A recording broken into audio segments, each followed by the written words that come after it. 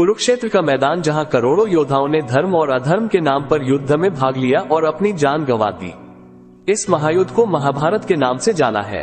श्री कृष्ण ने इस युद्ध से पहले अर्जुन से कहा था कि इन योद्धाओं को गौर से देख लो, ये इस युग के सबसे महान और पराक्रमी योद्धा हैं जो इस युद्ध के बाद शायद ही देखने को मिलेंगे और आने वाले युगों में ऐसे योद्धा फिर जन्म भी नहीं लेंगे। भगवान श्री कृष्ण की इस बात से ही महाभारत के महायुद्ध की भयानकता का अंदाजा लगा सकते हैं। इस महायुद्ध को हुए हजारों साल बीत गए, लेकिन कहते हैं कि आज भी कुरुक्षेत्र की जमीन योद्धाओं के लहू को पीकर लाल है।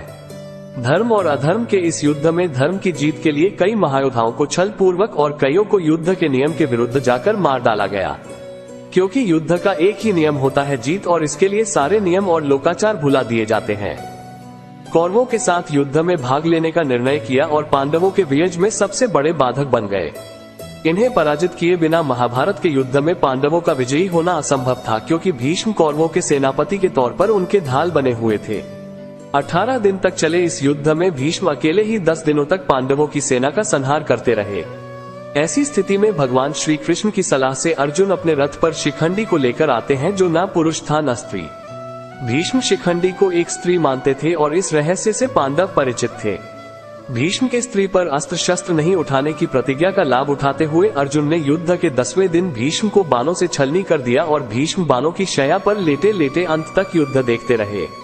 द्रोणाचार्य भीष्म के बाद कौरवों के सेनापति बने। द्रोणाचार्य ये कौरव और पांडवों के गुरु थे। भीष्म के समान ये भी पांडवों के मार्ग में बड़े बाधक बने हुए थे। इन्हें भी युद्ध में पराजित कर पाना किसी के लिए भी असंभव था। माना जाता है कि द्रोणाचार्य को केवल उनका शोक ही मार सकता था। ऐसे में पांडवों ने द्रोणाचार्य के साथ एक छल किया।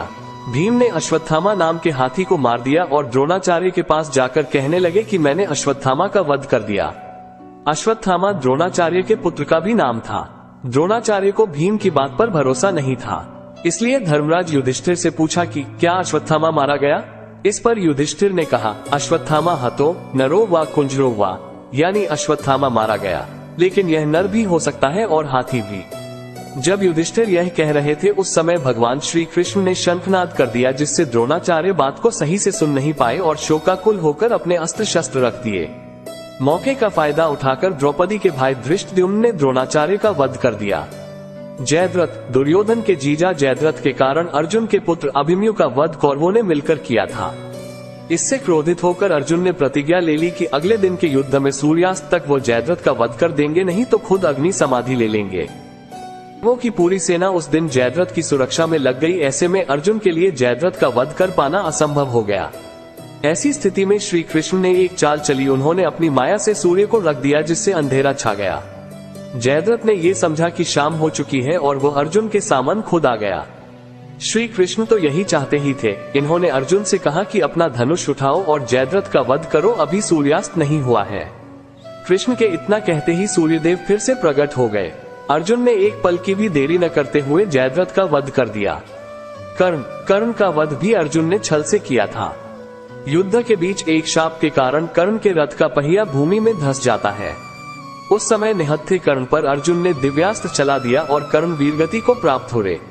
दुर्योधन महाभारत के युद्ध का अंतिम महायोद्धा जिसका वध छल पूर्वक हुआ था, वह है दुर्योधन, जिसे महाभारत का खलनायक भी माना जाता है।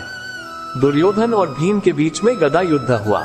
इस युद्ध में गदा का प्रहार कमर से ऊपर करने का नियम था, लेकिन भीम ने कृष्ण के संकेत पर दुर्योधन के कमर पर वार करना शुरू कर दिया, क्योंकि दुर्योधन के शरीर का ऊपरी भाग गांधारी ने वज्र का बना दिया था। इस तरह छल पूर्वक दुर्योधन का भी अंत कर दिया गया।